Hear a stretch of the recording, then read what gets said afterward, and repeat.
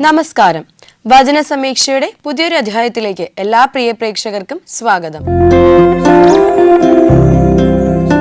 ഇന്നത്തെ വിചിന്തനത്തിനായി തിരഞ്ഞെടുത്തിരിക്കുന്ന വചനഭാഗം സങ്കീർത്തനങ്ങൾ 113 അധ്യായം 4 വാക്യം.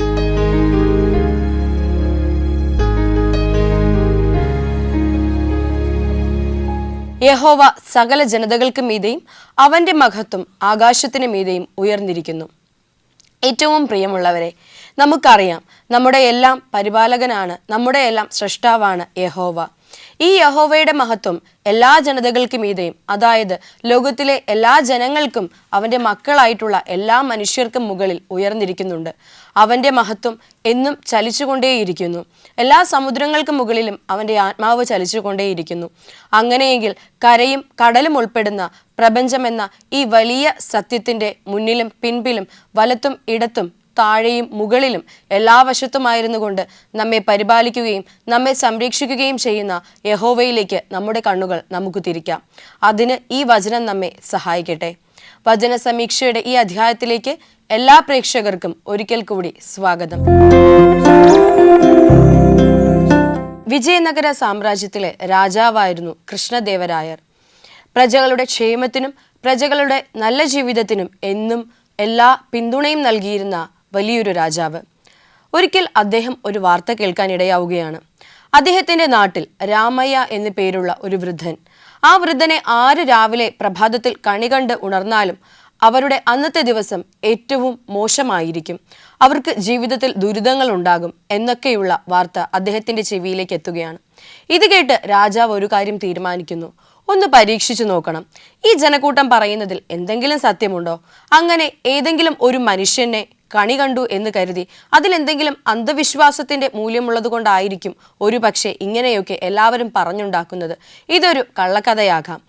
അങ്ങനെയിരിക്കെ ഈ പരീക്ഷണം നടത്തുവാനായി രാജാവ് രാമയ്യ എന്ന വൃദ്ധനെ തൻ്റെ കൊട്ടാരത്തിലേക്ക് സ്വീകരിക്കുകയാണ്.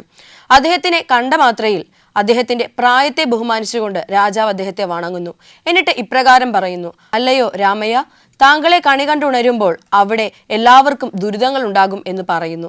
അങ്ങനെയെങ്കിൽ അതൊന്ന് പരീക്ഷിക്കാൻ ഞാൻ ഒരുക്കമാണ്. നാളെ പ്രഭാതത്തിൽ എനിക്ക് ആദ്യം ദർശിക്കേണ്ടത്, ആദ്യം കാണേണ്ടത് താങ്കളുടെ മുഖമാണ്. എൻ്റെ നാളത്തെ ദിവസം എങ്ങനെ ആയിരിക്കും എന്ന് നമുക്ക് നോക്കാം. ഇതൊരു പക്ഷേ തെറ്റായിട്ടുള്ള ഒരു കാര്യമാണെങ്കിൽ, എല്ലാവരും താങ്കളെക്കുറിച്ച് തെറ്റാണ് പറയുന്നതെങ്കിൽ, ഒരു പക്ഷേ ആ വലിയ മോശവാദം താങ്കളുടെ തലയിൽ നിന്നും ഒഴിവാക്കാൻ എൻ്റെ ഈ കണി സഹായിക്കുമായിരിക്കും. എന്നാൽ ഇത് കേട്ട് രാമയ്യ ഇങ്ങനെ പറയുന്നുണ്ട്: അല്ലയോ രാജൻ, താങ്കളുടെ നാളത്തെ ദിവസം മോശമാണെങ്കിൽ അത് എൻ്റെ ജീവിതത്തെ തന്നെ ബാധിക്കില്ലേ? അങ്ങനെയെങ്കിൽ നമുക്ക് ഈ ഒരു പരീക്ഷണം ഒഴിവാക്കുന്നതല്ലേ നല്ലത്? എന്നാൽ രാജാവ് പറയുന്നു: അല്ല, ഞാൻ ഈ രാജ്യത്തെ രാജാവാണ്. എൻ്റെ രാജ്യത്തിലെ ഓരോ മനുഷ്യനും അയാൾ അർഹതപ്പെട്ട ജീവിതം ജീവിച്ച് തീർക്കുവാനാണ് ഞാൻ ആഗ്രഹിക്കുന്നത്. അങ്ങനെയെങ്കിൽ താങ്കളെ ഈ മോശപ്പെട്ട ഒരു കഥയിൽ നിന്നും അല്ലെങ്കിൽ മോശപ്പെട്ട ജീവിത സാഹചര്യത്തിൽ നിന്നും രക്ഷിക്കണമെന്ന് ഞാനും ആഗ്രഹിക്കുന്നു. നമുക്ക് പ്രഭാതത്തിൽ കാണാം. അങ്ങനെ രാജാവിൻ്റെ പ്രത്യേക നിർദ്ദേശമനുസരിച്ച് രാമയ്യയ്ക്ക് കൊട്ടാരത്തിൽ ഒരു മുറി നൽകി പിറ്റേന്ന് പ്രഭാതമാകുവാൻ എല്ലാവരും കാത്തിരുന്നു. പിറ്റേന്ന് പ്രഭാതമായി രാമയ്യയെ രാജാവ് കണി കണ്ടു. എന്തായിരിക്കും പിന്നീട് സംഭവിച്ചിട്ടുണ്ടാവുക? കഥയിലേക്ക് നമുക്ക് മടങ്ങി വരാം. അതിനു മുൻപായി വചന സമീക്ഷയുടെ ഇന്നത്തെ ആദ്യത്തെ കോളിലേക്ക് നമുക്ക് പോകാം. നമസ്കാരം. വചന സമീക്ഷയിലേക്ക് സ്വാഗതം. ആരാണ്? കുഞ്ഞമ്മ തോമസ്, പത്തനംതിട്ട. കുഞ്ഞമ്മ ആന്റിയാണ് അല്ലേ, പത്തനംതിട്ടയിൽ നിന്ന്? അതെ അതെ. ഓക്കെ ആന്റി, വീട്ടിലാരൊക്കെയുണ്ട്? ഞാനും ഹസ്ബൻഡേ ഉള്ളു ഇപ്പം. ഓക്കെ, സുഖമായിട്ടിരിക്കുന്നു രണ്ടുപേരും? സുഖമായിട്ടിരിക്കുന്നു. ഓക്കെ, പത്തനംതിട്ടയിൽ എന്തൊക്കെയുണ്ട് വിശേഷം? വിശേഷമൊന്നുമില്ല, ഇടയ്ക്കിടയ്ക്ക് ഓരോ മഴയുണ്ട്. ഓക്കെ, അങ്ങനെ പോകുന്നു അല്ലേ? അതെ അതെ. ഓക്കെ ആന്റി, അപ്പൊ നമുക്ക് വിശേഷങ്ങളിലേക്ക് മടങ്ങി വരാം. അതിനു മുൻപായിട്ട് നമ്മുടെ ചോദ്യങ്ങളിലേക്ക് കയറിയാലോ? കയറാം. അപ്പോൾ ആന്റിക്ക് വേണ്ടിയിട്ടുള്ള ഒന്നാമത്തെ ചോദ്യം ഇതാണ്: കർത്താവ് ഭൂമിയിൽ നിവർത്തിച്ച് ക്ഷണത്തിൽ പൂർത്തിയാക്കുന്നത് എന്താണ്? ഭൂമിയുടെ വചനം. സംശയമൊന്നുമില്ല. ഇല്ല. പെട്ടെന്ന് പറഞ്ഞു അല്ലേ? ഉത്തരം ശരിയാണോ തെറ്റാണോ നമുക്ക് നോക്കാം. കൺഗ്രാറ്റുലേഷൻസ്, ഉത്തരം ശരിയാണ്. അതിന്റെ ഉത്തരം ഇങ്ങനെയാണ്: തന്റെ വചനം. ഓക്കെ, സന്തോഷമായില്ലേ? സന്തോഷമായി. ഓക്കെ, നമുക്ക് രണ്ടാമത്തെ ചോദ്യത്തിലേക്ക് പോയാലോ? ചോദ്യം ഇങ്ങനെയാണ്: നീതിയെ പിന്തുടരാത്ത ജാതികൾ പ്രാപിച്ചത് എന്താണ്? നീതി പ്രാപിച്ചു. എന്തിലുള്ള നീതി? വിശ്വാസത്താലുള്ള നീതി തന്നെ. അതെ, രണ്ട് ഉത്തരവും ശരിയായാലല്ലേ നമുക്ക് ശരിയെന്ന് പറയാൻ പറ്റും. പക്ഷെ ഇപ്പൊ ശരിയായോ കേട്ടോ, കൺഗ്രാറ്റുലേഷൻസ്. വിശ്വാസത്താലുള്ള നീതി തന്നെ. ഓക്കെ, അതിന്റെ ശരി ഉത്തരം ഇങ്ങനെയാണ്, വിശ്വാസത്താലുള്ള നീതി. അതെ, അപ്പൊ രണ്ട് ചോദ്യങ്ങളും നമ്മൾ വളരെ സക്സസ് ആയിട്ട് ഉത്തരം പറഞ്ഞിട്ടുണ്ട്. നമുക്ക് ആന്റിക്ക് ഇഷ്ടപ്പെട്ട ഒരു പാട്ട് പാടാവോ? ചെറിയ പാട്ട് പാടാം. പാടിക്കോളൂ ആന്റി. എന്നെ കരുതുന്ന വേദങ്ങളോർത്താൽ നന്ദിയാലുള്ളം നിറഞ്ഞിടുന്നേ. എന്നെ നടത്തുന്ന വഴികളോർത്താൽ ആനന്ദത്തിലാച്ചു പൊഴിഞ്ഞിടുന്നേ. യേശുവേ രക്ഷക, അങ്ങേ ഞാൻ സ്നേഹിക്കും ആയുസ്സിൽ നാളെല്ലാം നന്ദിയാൽ പാടിടും. നന്നായിട്ട് പാടിയല്ലോ. Okay, thank you. ഓക്കെ. അപ്പൊ ഒരുപാട് പാട്ടുകളൊക്കെ അറിയാല്ലേ? കുറച്ചൊക്കെ. അങ്കിൾ അടുത്തുണ്ടോ? ആങ്കിളുണ്ട്. അങ്കിൾ കേട്ടോണ്ടിരിക്കുവാണ്. ഈ കേട്ടോണ്ടിരിക്കുക. പാട്ടൊക്കെ കേട്ടപ്പോ ഒരു പുഞ്ചിരി വന്നില്ലേ അങ്കിളിന്റെ ചുണ്ടില്? പിന്നെ വന്നു അല്ലേ? ഭയങ്കര ഹാപ്പിയാ രണ്ടുപേരും കൂടി. ഓക്കെ, അപ്പൊ നമുക്ക് മൂന്നാമത്തെ ചോദ്യത്തിലേക്ക് പോയാലോ ആന്റി? പോകാം. ചോദ്യം ഇങ്ങനെയാണ്, ഇസ്രായേൽ മക്കൾ ഇടറി വീണത് ഏത് കല്ലിൽ തട്ടിയാണ്? ഇടർച്ചക്കല്ലിന്മേൽ തട്ടി ഇടറി. ഉറപ്പിക്കാവോ ഉത്തരം? ഉറപ്പിക്കാം. സംശയം ഒന്നുമില്ല? ഇല്ല. ലോക്കിട്ട് പൂട്ടാം. പൂട്ടാം. അപ്പൊ പൂട്ടി. ഉത്തരം എന്തായാലും ശരിയാണ് കേട്ടോ, കൺഗ്രാറ്റുലേഷൻസ്. Thank you. ഉത്തരം ഇങ്ങനെയാണ്, ഇടർച്ച കല്ലിന്മേൽ. അപ്പൊ നമ്മൾ 3 ചോദ്യങ്ങൾ ചോദിച്ചു. 3 ചോദ്യങ്ങൾക്കും വളരെ കൃത്യമായിട്ട് ഉത്തരം പറഞ്ഞിട്ടുണ്ട്. ലാസ്റ്റ് ചോദ്യത്തിലേക്ക് പോകുന്നതിന് മുൻപായിട്ട് നമുക്കൊരു വചനം കൂടി പങ്കുവച്ചാലോ നമ്മുടെ പ്രേക്ഷകരുമായിട്ട്? ഓക്കെ ആന്റി, പറഞ്ഞോളൂ. ഞാൻ യഹോവയെ എല്ലാ കാലത്തും വാഴ്ത്തും, അവരുടെ സ്തുതി എപ്പോഴും എന്റെ നാവിന്മേലിരിക്കും. സങ്കീർത്തനം 34:1. വചനം പറഞ്ഞാൽ ഉടനെ ഒരു ഇടർച്ച ഇല്ലാണ്ട് വചനമൊക്കെ പറയാന്ന് പറഞ്ഞാൽ അത്രയും പരിശുദ്ധാത്മാവിന്റെ ഒക്കെ കൃപയുള്ളവർക്കാട്ടോ. അപ്പൊ അത്രയും ബൈബിളൊക്കെ വായിക്കുന്ന ഒരാളായോണ്ടാ കേട്ടോ, ഞങ്ങൾക്കും എല്ലാവർക്കും മാതൃകയാ. ഓക്കെ, നമുക്ക് അവസാനത്തെ ചോദ്യത്തിലേക്ക് പോയാലോ? പോകാം. ചോദ്യം ഇതാണ്, നീതിയുടെ പ്രമാണം പിന്തുടരുന്നവർ ആ പ്രമാണത്തിൽ എത്തിയില്ല, ആരാണ് അവർ? ഇസ്രായേലോ ആ പ്രമാണത്തിങ്കൽ എത്തിയില്ല. എല്ലാം ഭയങ്കര ഫാസ്റ്റ് ആണല്ലോ. കൺഗ്രാറ്റുലേഷൻസ്, ഉത്തരം ശരിയാണ്. ഉത്തരം ഇങ്ങനെയാണ്, ഇസ്രായേൽ. അതെ. അപ്പോ 4 ചോദ്യങ്ങൾക്കും വളരെ ശരിയായിട്ടുള്ള ഉത്തരം നൽകി കഴിഞ്ഞു. നന്നായിട്ടൊരു പാട്ടൊക്കെ പാടി വചനം പങ്കുവച്ചു. ആന്റി ഹാപ്പി അല്ലേ? ഓക്കെ, അപ്പൊ ഇനിയും വചന സമീക്ഷയിലേക്ക് വിളിക്കാം കേട്ടോ. ഓക്കെ ആന്റി, അപ്പൊ എല്ലാ പ്രാർത്ഥനകളും നേരുന്നു. പത്തനംതിട്ടയിൽ നിന്നുള്ള കുഞ്ഞമ്മ ആന്റി ആയിരുന്നു നമ്മളോടൊപ്പം കോളിൽ ഉണ്ടായിരുന്നത്. എല്ലാ ചോദ്യങ്ങൾക്കും ശരി ഉത്തരം നൽകി വചനമൊക്കെ പങ്കുവെച്ച് അതുപോലെ തന്നെ നന്നായിട്ടൊരു പാട്ടൊക്കെ പാടി നമ്മളോടൊപ്പം ഹാപ്പി ആയിട്ടിരുന്ന ഒരു അമ്മ. അപ്പോൾ തീർച്ചയായിട്ടും ആൻറ്റിക്കും മംഗളിനും ദൈവം എല്ലാ അനുഗ്രഹങ്ങളും നൽകട്ടെ എന്ന് ആത്മാർത്ഥമായിട്ട് പ്രാർത്ഥിക്കുന്നു, ആശംസിക്കുന്നു. നമുക്ക് നമ്മുടെ കഥയിലേക്ക് മടങ്ങി വരാം. പിറ്റേന്ന് പ്രഭാതമായപ്പോൾ കണി കാണാനായി രാമയ്യയെ കാത്തിരുന്ന രാജാവിനെയാണ് നമ്മൾ കണ്ടത്. രാജാവ് രാമയ്യയെ കാണുന്നു. അന്നത്തെ പ്രഭാതത്തിൽ അദ്ദേഹം വളരെ സന്തോഷത്തോടു കൂടി പ്രഭാത ഭക്ഷണം കഴിക്കാൻ വേണ്ടി അതിനുശേഷം പോയിരിക്കുകയാണ്. എന്നാൽ പതിവില്ലാതെ അദ്ദേഹത്തിന്റെ ഭക്ഷണത്തിൽ നിന്നും അദ്ദേഹത്തിന് ഒരു ഈച്ചയെ കിട്ടുന്നു. ഇത് കണ്ട രാജാവ് അത്യന്തം കോപാകുലനായി. അദ്ദേഹം പാചകക്കാരെ വിളിച്ച് വരുത്തി അവരോട് വളരെ ഉയർന്ന രീതിയിൽ ദേഷ്യപ്പെടുന്നു. ഭക്ഷണം കഴിക്കാതെ രാജാവ് അവിടെ നിന്നും എഴുന്നേറ്റ് പോകുന്നു. ഇത് കണ്ട് ചുറ്റിലും നിന്ന പരിചാരകരൊക്കെയും നോക്കി രാമയെ പുച്ഛിച്ചു. ഇദ്ദേഹത്തെ കണി കണ്ടതുകൊണ്ടാണ് രാജാവിന് ഇങ്ങനെ സംഭവിച്ചതെന്ന് അവർ അഭിപ്രായപ്പെട്ടു. പിന്നീട് രാജസദസ്സിലേക്കും മന്ത്രിസഭയിലേക്കും ഒക്കെ പോയെങ്കിലും പ്രഭാത ഭക്ഷണം കഴിക്കാത്തത് കൊണ്ട് തന്നെ ഉന്മേഷവാനായി ഇരിക്കുവാനോ മറ്റ് ചിന്തകൾ വളരെ സന്തോഷത്തോടു കൂടി നയിക്കുവാനോ രാജാവിന് കഴിഞ്ഞില്ല. അന്ന് വൈകുന്നേരമായപ്പോൾ അദ്ദേഹത്തിന് തന്നെ മനസ്സിലാകുകയാണ്, അല്ലെങ്കിൽ അദ്ദേഹം തന്നെ ചിന്തിക്കുകയാണ്, ജനങ്ങൾ പറയുന്നതിലും ശരിയുണ്ട്. ഈ മനുഷ്യനെ കണി കണ്ടത് കൊണ്ടാണ് എനിക്ക് ഇങ്ങനെ സംഭവിച്ചത്. രാജാവ് അത്യധികം കോപത്തോടുകൂടി ദേഷ്യത്തോടു കൂടി തന്നെ രാമയെ വിളിച്ചു വരുത്തുന്നു. എന്നിട്ട് ഇപ്രകാരം പറയുന്നു, എൻ്റെ ജനക്കൂട്ടത്തെ മുഴുവൻ, അവരുടെ ദിവസങ്ങളെ മുഴുവൻ നാശമാക്കുവാൻ ഇത്തരത്തിലൊരു കണിയായി ഇനി മറ്റുള്ളവരുടെ മുൻപിൽ താങ്കൾ അവതരിക്കാൻ പാടില്ല. അതിനാൽ തന്നെ താങ്കളെ തൂക്കിലേറ്റുന്നതിന് ഞാൻ ഉത്തരവിടുന്നു. എൻ്റെ ഇന്നത്തെ ദിവസം പൂർണ്ണമായും നശിപ്പിച്ചതും താങ്കളാണ്. എന്നാൽ ഇത് കേട്ട് ഈ വൃദ്ധൻ വളരെയധികം വേദനയോടുകൂടി കാരാഗൃഹത്തിലേക്ക് നടന്നു നീങ്ങുകയാണ്. എന്നാൽ ഇതറിഞ്ഞ അദ്ദേഹത്തിന്റെ ഭാര്യ ഉടൻ തന്നെ തെന്നാലിരാമന്റെ അടുത്തേക്ക് പോകുന്നു. അദ്ദേഹത്തോട് സഹായം അഭ്യർത്ഥിക്കുന്നു.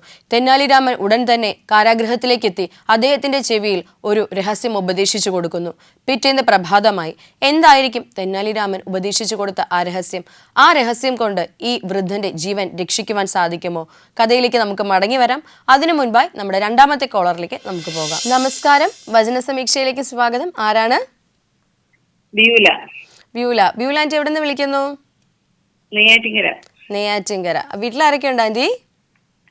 ഹസ്ബൻഡും മക്കളും ഉണ്ട് അല്ലെ? മക്കളൊക്കെ പഠിക്കുവാണോ? അതെ അതെ.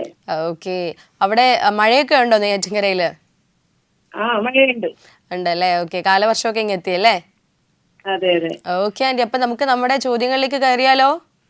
ഓക്കെ. അപ്പൊ ആന്റിക്ക് വേണ്ടിയിട്ടുള്ള ഒന്നാമത്തെ ചോദ്യം ഇതാണ്: ന്യായ പ്രമാണത്തിന്റെ അവസാനം ആരാകുന്നു? ക്രിസ്തു. ലോക്കേട്ടെ? ഓക്കെ.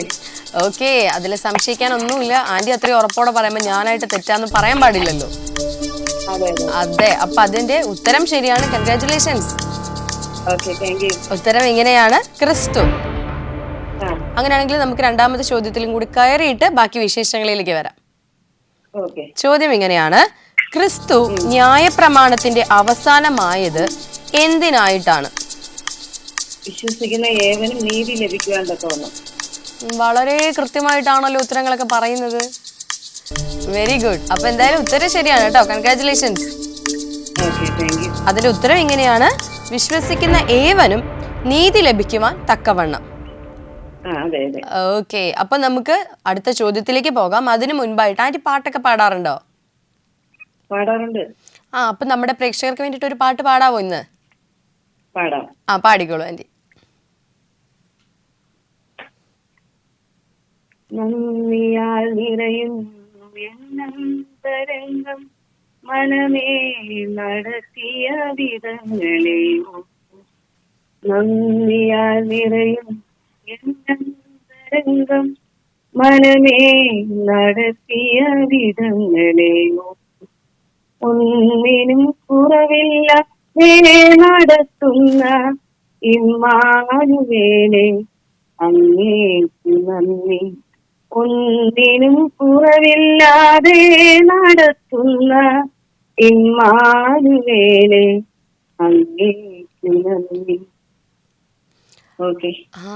ഇമ്മാനുവേലിന് നന്ദി പറഞ്ഞുകൊണ്ടുള്ള പാട്ടായിരുന്നു അല്ലേ? അതെ അതെ. ഓക്കെ, നല്ല പാട്ടായിരുന്നു കേട്ടോ. നല്ല സൗണ്ട് ഒക്കെ ആയിരുന്നു. ഓക്കെ ആന്റി, അപ്പൊ ഇനി ഒരുപാട് പാട്ടുകളൊക്കെ പാടാൻ പറ്റട്ടെ, ഈശോയ്ക്ക് സാക്ഷ്യം കൊടുക്കാനൊക്കെ പറ്റട്ടെ കേട്ടോ. ഓക്കെ ആന്റി, നമുക്ക് മൂന്നാമത്തെ ചോദ്യത്തിലേക്ക് പോയാലോ?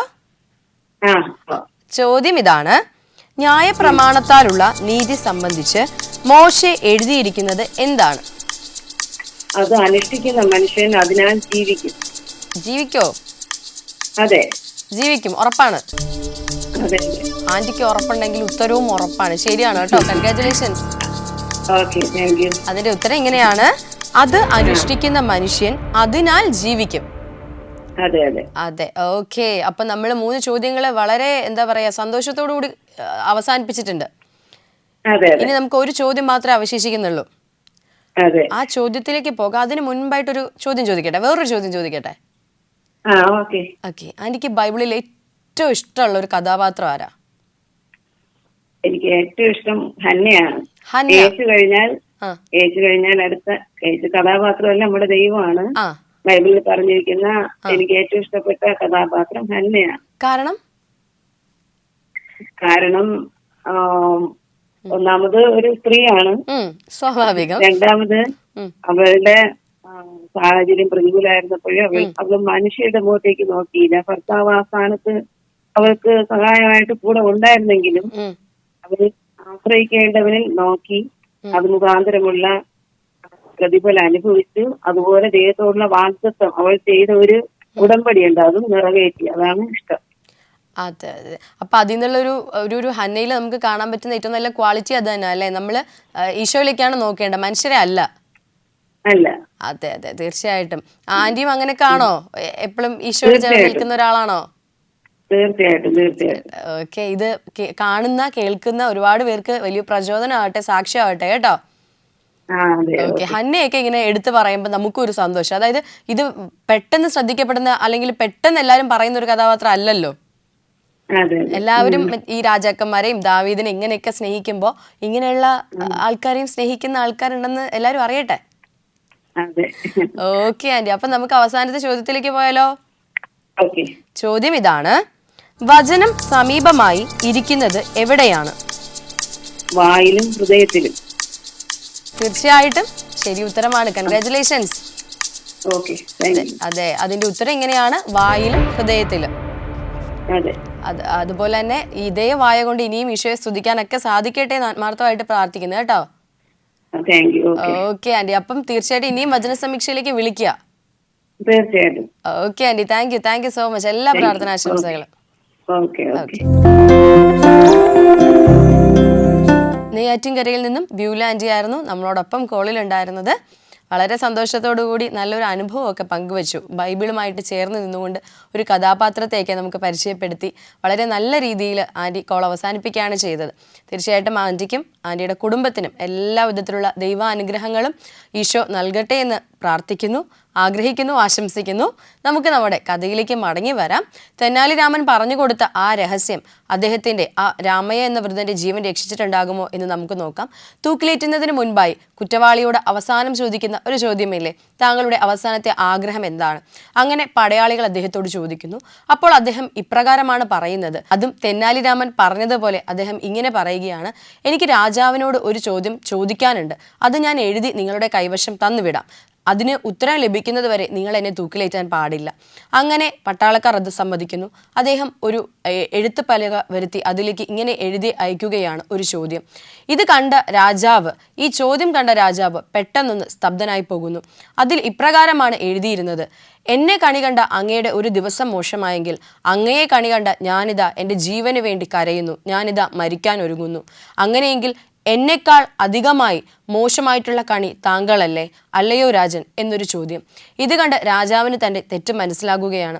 അദ്ദേഹം ഉടനെ പടയാളികളോട് പറയുകയാണ് അദ്ദേഹത്തെ തൂക്കിലേറ്റരുത്. തിരികെ വിളിച്ച് ആ പ്രായമുള്ള മനുഷ്യനോട് രാജാവ് മാപ്പ് ചോദിക്കുന്നു. അദ്ദേഹത്തെ കൊട്ടാരത്തിൽ നിന്നും യാത്രയാക്കുന്നു.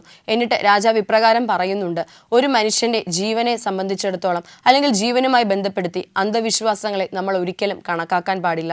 ആ വൃദ്ധനാകട്ടെ തെന്നാലി രാമനും നന്ദി പറയുന്നു. പ്രിയമുള്ളവരെ, ഈ കഥയുമായി നമ്മുടെ ജീവിതത്തെ നമുക്ക് ബന്ധപ്പെടുത്താം. അതിനു മുൻപായി ഇന്നത്തെ അവസാനത്തെ കോളറിലേക്ക് നമുക്ക് പോകാം. നമസ്കാരം, വചന സമീക്ഷയിലേക്ക് സ്വാഗതം. ആരാണ്? മാഗി. മാഗി ആന്റി എവിടെ നിന്ന് വിളിക്കുന്നു? എവിടുന്നാ? വടക്കാഞ്ചേരി. ആന്റിയുടെ വീട്ടിൽ ആരൊക്കെയുണ്ട്? ഓക്കെ, അപ്പൊ എല്ലാരും സുഖമായിട്ടിരിക്കുന്നോ? അങ്ങോട്ടേക്ക് എങ്ങനെ മഴയൊക്കെ ഉണ്ടോ വടക്കാഞ്ചേരിയിലേക്ക്? ഇപ്പൊ ഇല്ലല്ലേ? ഓക്കെ, അപ്പൊ ആന്റി നമുക്ക് എന്തായാലും നമ്മുടെ ചോദ്യങ്ങളിലേക്ക് കയറിയാലോ? ഓക്കെ, ആന്റിക്ക് വേണ്ടിയിട്ടുള്ള ഒന്നാമത്തെ ചോദ്യം ഇതാണ്: ഇസ്രായേലിനെ കുറിച്ച് പൗലോസിന്റെ ഹൃദയവാഞ്ചയും ദൈവത്തോടുള്ള പ്രാർത്ഥനയും എന്താകുന്നു?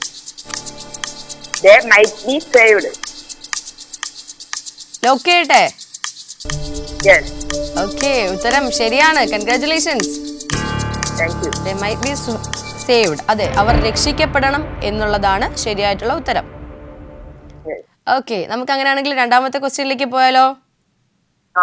ചോദ്യം ഇതാണ്: പൗലോസ് ഇസ്രായേലിനെ സാക്ഷ്യപ്പെടുത്തുന്നത് എന്താണ്? They have a seal of God. They have a seal of God ആണോ? ഏറെക്കുറെ ഓക്കെ, എനിക്ക് തോന്നുന്നു മീൻസ് വേർഡിങ്സിലുള്ളതായിരിക്കാം. അതിന്റെ ഇംഗ്ലീഷ് ബൈബിൾ ആണോ ഫോളോ ചെയ്യുന്നത്? ഓക്കെ, അപ്പൊ നമുക്ക് അത് ശരിയായിട്ട് തന്നെ പരിഗണിക്കാം. ഉത്തരം ശരിയാണ്. കൺഗ്രാറ്റുലേഷൻസ്. അതിന്റെ മലയാളം വരുമ്പോ ഇങ്ങനെയാണ്: അവർ ദൈവത്തിന് വേണ്ടി തീക്ഷ്ണതയുള്ളവരാണെന്ന്. ഓക്കെ, അപ്പൊ നമ്മൾ 2 ചോദ്യങ്ങൾ പിന്നിട്ടു. ആന്റി ബൈബിളൊക്കെ എപ്പോഴും വായിക്കുന്ന ഒരാളല്ലേ, ഇഷ്ടപ്പെട്ട ഒരു വചനം പങ്കുവെക്കാവോ? Yes, you can. 1 John 4:4. Yes. Jesus is greater. ഉം, That is in you. ഉം. Then he is in the world. Okay. നിങ്ങളിലുള്ളവൻ ലോകത്തിലുള്ളതിനേക്കാൾ വലിയവൻ. ഉം. ഈ വചനത്തിന്റെ ഒരു റിഫ്ലക്ഷൻ ജീവിതത്തിൽ എപ്പോഴെങ്കിലും അനുഭവപ്പെട്ടിട്ടുണ്ടോ? Yes. യെസ്, അതൊന്ന് വിവരിക്കാവോ? എപ്പിസോഡ് സംഭവമാണോ? ആ, മീൻസ് എപ്പോഴെങ്കിലും ജീവിതമായിട്ട് റിലേറ്റ് ചെയ്യാൻ പറ്റിയിട്ടുണ്ടോ ഈ വചനത്തെ? ഇഷ്ടം പോലെ. ഇഷ്ടം പോലെ, ഒന്നിൽ ഒതുങ്ങിയില്ലല്ലേ? ഇല്ലില്ല. ഓക്കെ, അപ്പൊ അത് അങ്ങനെ തന്നെ നിൽക്കട്ടെ. നമുക്ക് മൂന്നാമത്തെ ചോദ്യത്തിലേക്ക് പോകാം. ഓക്കെ. ചോദ്യം ഇതാണ്: ഇസ്രായേൽ ദൈവത്തിനു വേണ്ടി തീക്ഷ്ണതയുള്ളവരാണ് എന്ന് പൗലോസ് സാക്ഷ്യപ്പെടുത്തുന്നു, എന്നാൽ ഏത് പ്രകാരം അല്ല?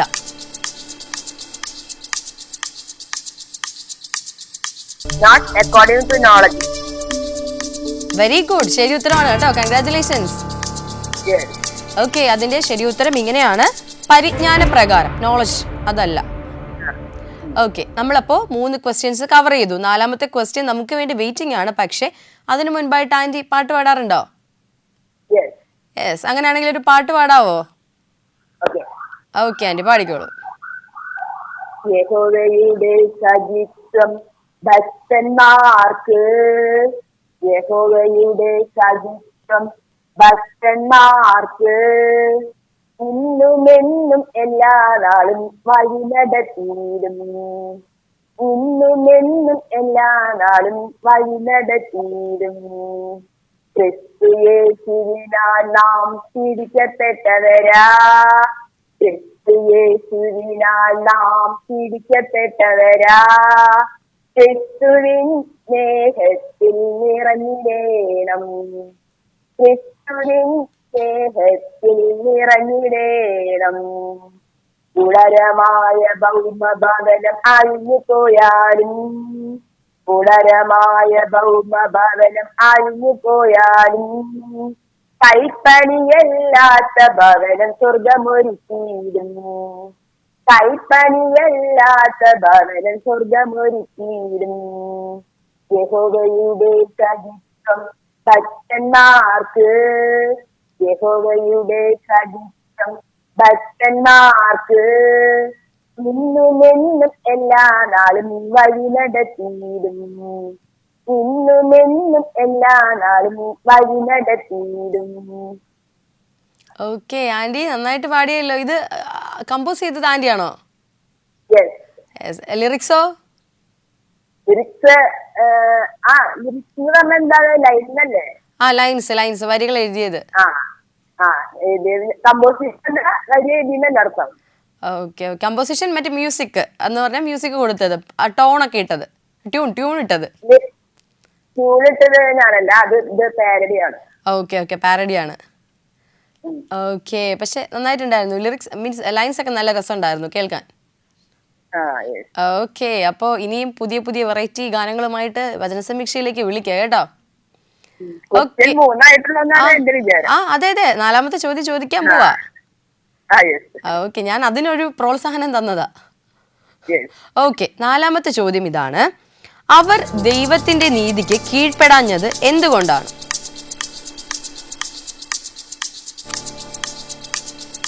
To establish themselves righteousness. To establish themselves righteousness. Okay, ഉത്തരം ശരിയാണ്. കൺഗ്രാറ്റുലേഷൻസ്. ഓക്കെ, അതിന്റെ ഉത്തരം ഇങ്ങനെയാണ്: സ്വന്തം നീതി സ്ഥാപിക്കാൻ ശ്രമിച്ചതിനാൽ. അതെ, നീതി സ്ഥാപിക്കുക, എസ്റ്റാബ്ലിഷ്മെന്റ് അല്ലേ? ഓക്കെ, അപ്പൊ നമ്മൾ 4 ക്വസ്റ്റ്യൻസും കവർ ചെയ്തു. ആൻറ്റി ഹാപ്പി അല്ലേ? വചനം പങ്കുവച്ചു, അതും ഇംഗ്ലീഷിൽ പങ്കുവച്ചു. മലയാളത്തിലൊരു പാട്ട് പാടി, ചോദ്യത്തിന് ഉത്തരങ്ങളെല്ലാം ഇംഗ്ലീഷിൽ പറഞ്ഞു. സോ ഇംഗ്ലീഷിലൊരു എന്താ പറയാ, ഭയങ്കരമായിട്ട് സംസാരിക്കാൻ ശ്രമിക്കുന്നുണ്ട്. അത് ഭയങ്കര എന്താ പറയാ, എല്ലാവർക്കും ഒരു പ്രചോദനമാവട്ടെ. ഓക്കെ ആൻറ്റി, അപ്പൊ ഇനിയും വചന സമീക്ഷയിലേക്ക് വിളിക്കാം കേട്ടോ. Okay, thank you so much. Okay,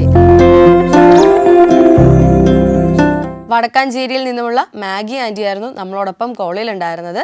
തീർച്ചയായിട്ടും എല്ലാവർക്കും ഒരു പ്രചോദനമാകുന്ന രീതിക്കുള്ള സംസാരവും അതുപോലെ തന്നെ പാട്ടുപാടലും ഒക്കെയാണ് ആൻറ്റി നമുക്ക് വേണ്ടി കാഴ്ചവെച്ചത്. അപ്പോൾ തീർച്ചയായിട്ടും ആൻറ്റിക്കും ആൻറ്റിയുടെ കുടുംബത്തിനും എല്ലാവിധത്തിലുള്ള അനുഗ്രഹങ്ങളും ദൈവം നൽകട്ടെ എന്ന് ആത്മാർത്ഥമായിട്ട് പ്രാർത്ഥിക്കുന്നു.